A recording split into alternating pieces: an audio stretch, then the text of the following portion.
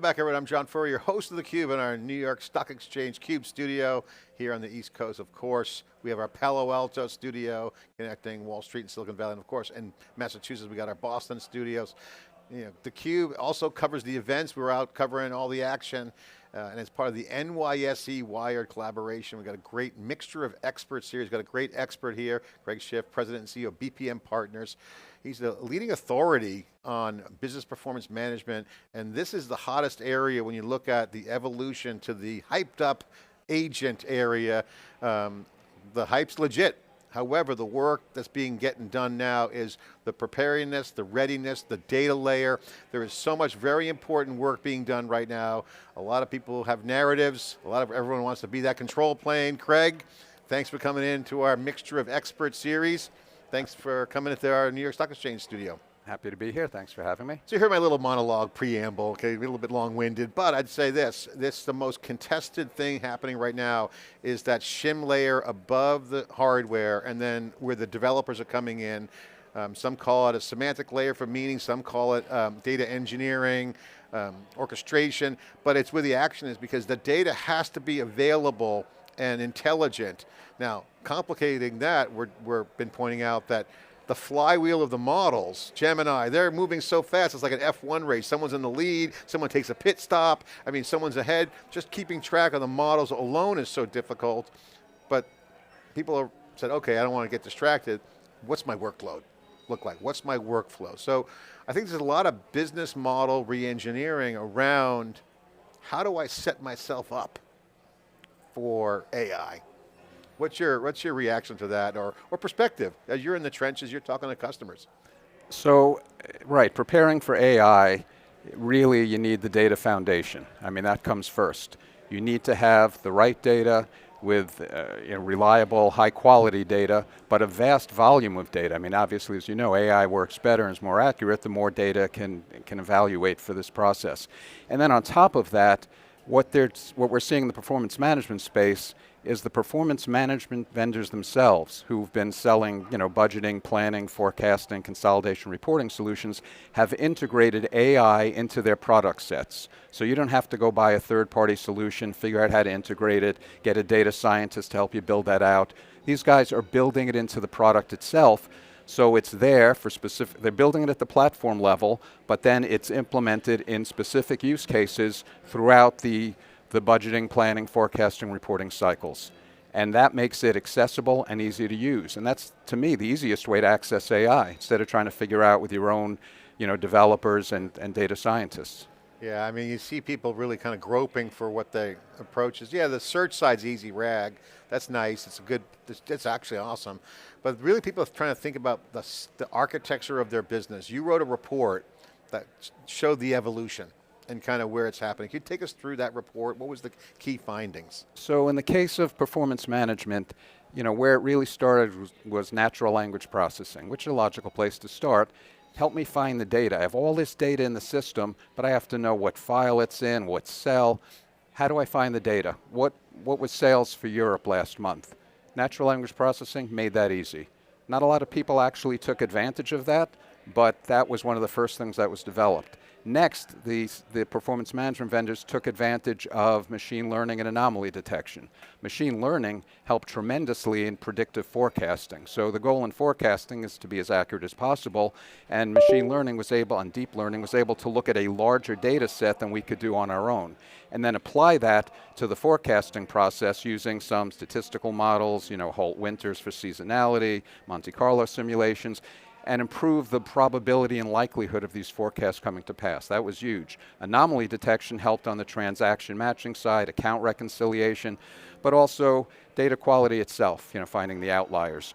That was the first couple of phases. Where it really began to take off is with generative AI, because then it became interactive, conversational, easier to use. It actually generated content. Don't just show me where the data is, run a report.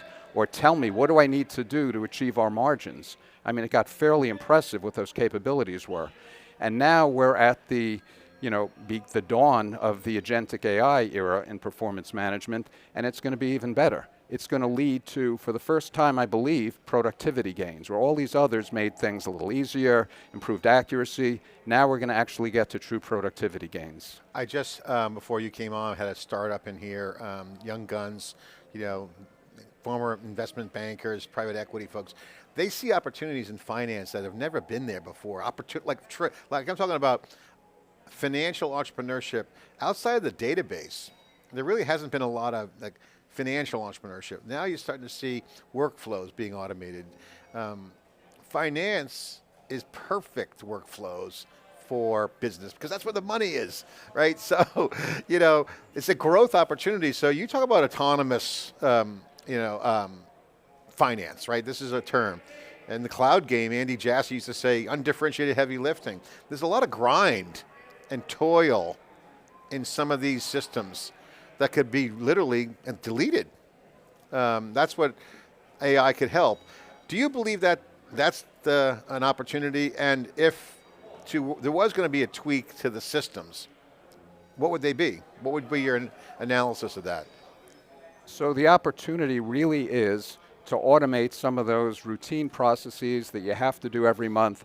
Years ago we had robotic process automation. That was dumb. That was dumb automation, basically. It had to be, it was statically built. It was like a batch job, did a bunch of steps.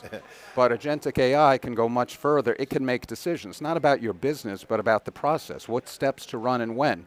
I mean, imagine that. I mean, you think about a finance department today, you say 50%, but more like 80% of their time is spent running through these processes, putting out spreadsheet templates to collect the data, collecting that data, validating it, consolidating, reaching out to the people who have to change the data, people who didn't supply the data. When are they analyzing that? When are they doing any value add tasks? They don't want to be doing that, but it has to be done. Someone's got to do it. The promise here is Agentic AI is poised to be able to do that. And Agentic AI, it's a next evolutionary step. It's leveraging what's gone before. This isn't something brand new. I mean, Agentic AI itself is, but the pieces the generative process new, and the data quality now is new. But leveraging the machine learning, which is now the machine learning's been around for years. Fraud detection, everything's been around. But now the generative, this is the magic of the, I like what you're talking about because we're seeing business logic be the IP.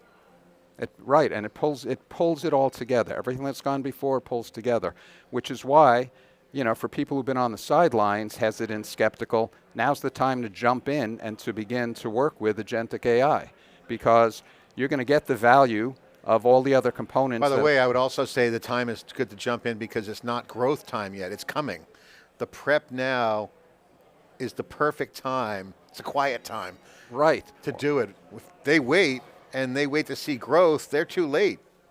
That's my opinion. Do you agree with that? I agree with that, but from an end user perspective, another benefit today is the vendors who've implemented Agentic AI in their products are still figuring out how to monetize it. So a lot of them are not charging. So what better time than to essentially get a free trial of this in the system? It comes for most vendors. By the way, the vendors like that too. They want use case data.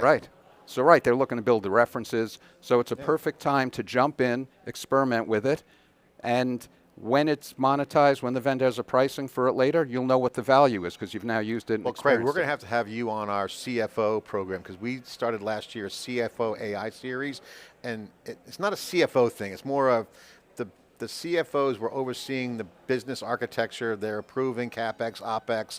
So a lot of the accounting, finance things are the blueprint for an organization. So when you have change with generative AI and Agentic, there's going to be financial upside, top line growth, potential, new products, and cost savings.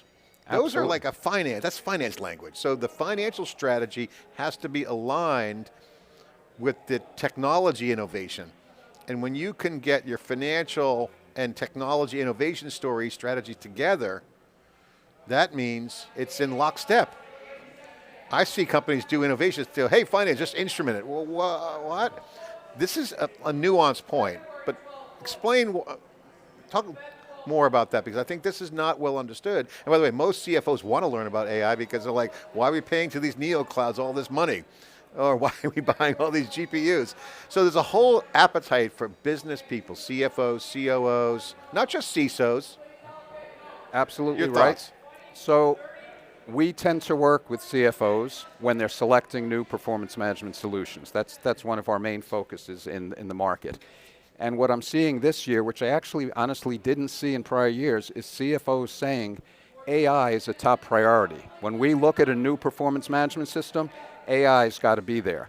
And when they evaluate the systems, they have the FP&A guys and the controllers look at the systems from pure functionality for their departments.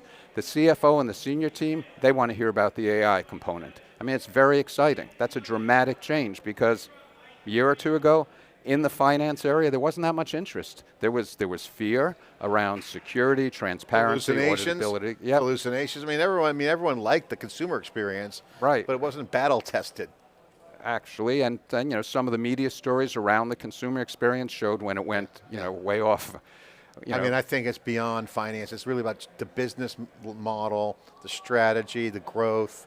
The data drives everything, and they got to do the work.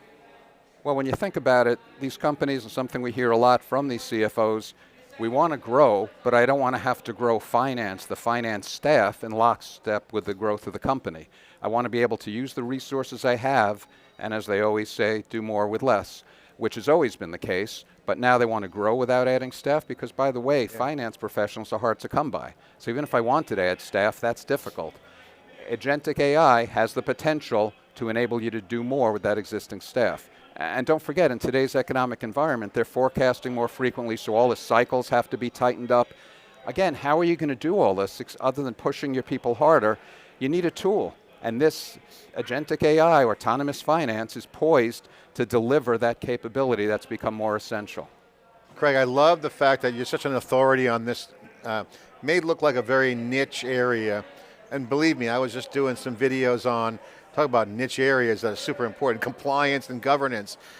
In stable coins on cryptography, where it's booming right now, there are these impact areas that look small, but are critical system elements of the equation, of say finance. I love the fact that you got this autonomous finance angle, because it could be semi-autonomous, it doesn't have to be 100%. This is the added value. Again, the human in the loop is made better by AI. Right, and we have to be careful. When we say autonomous, there's fears. Humans need to own the decisions. So autonomous in terms of running the process from a trigger.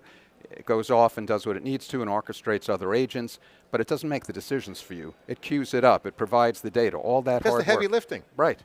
All you have to do, faster. I'll simplify it, all you have to do is look at the data, make the decision. That's your job. And quite honestly, the people in finance want to do that. You think about their career aspirations, it's not to do. They're good at decision making, but the trust is an issue. That comes up a lot. Right. Where are we on trust in your opinion? How far along are we? So, are we in a good spot, or we got more work to do?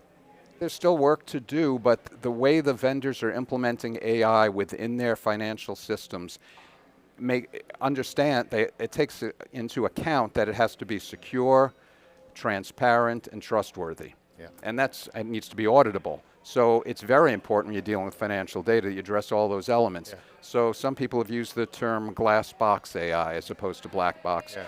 So you need to know what's going on. So when it produces a result. I like the glass box. I was talking to JP Morgan Chase's CIO. She said, we've been using machine learning for years. They nailed it with fraud detection. So the AI is not new to the large finance department. So glass box means what? Making sure the data quality is locked and loaded, right? Is that what it means? The resilience got to be hurdled over?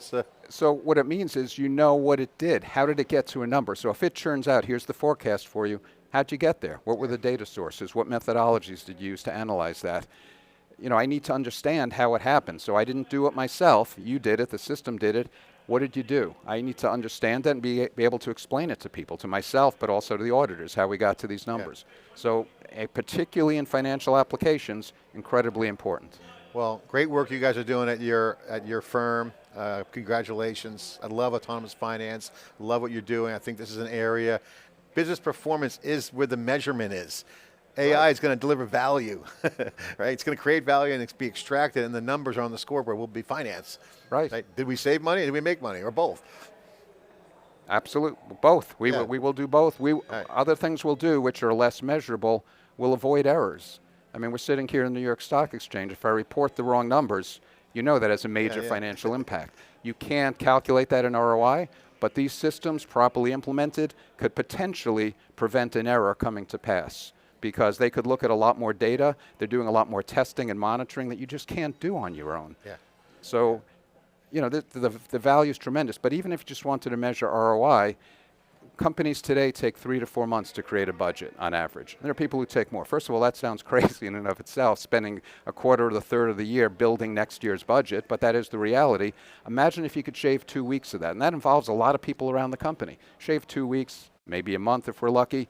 You can calculate the loaded costs of those people. You're not going to remove them. You're going to put them on more high-value strategic tasks, but you can calculate the value. But it's quantifiable. Right, that's how you can measure it. Yeah, and I was just having a conversation with an entrepreneur yesterday that you could delete stuff off the balance sheet when it comes to coding with software with agents. So there's also other intangibles, well actually distangible, but like, hey, why are we paying for that software package? Right. The agents can do it. I won't go there. I could create a can of worms. Craig, thanks for coming on. Appreciate you. Again, another example of our Mixture of Experts series. We bring in experts to share their knowledge with you. We're doing our part, of course. We know a Mixture of Experts helps the AI with the reasoning. CUBE is doing its part to help you reason with all this data. The data layer, what's in the system, how AI behaves. Glass box, I want to see everything. Trust, all part of the equation, of course. This is theCUBE at the New York Stock Exchange. Thanks for watching.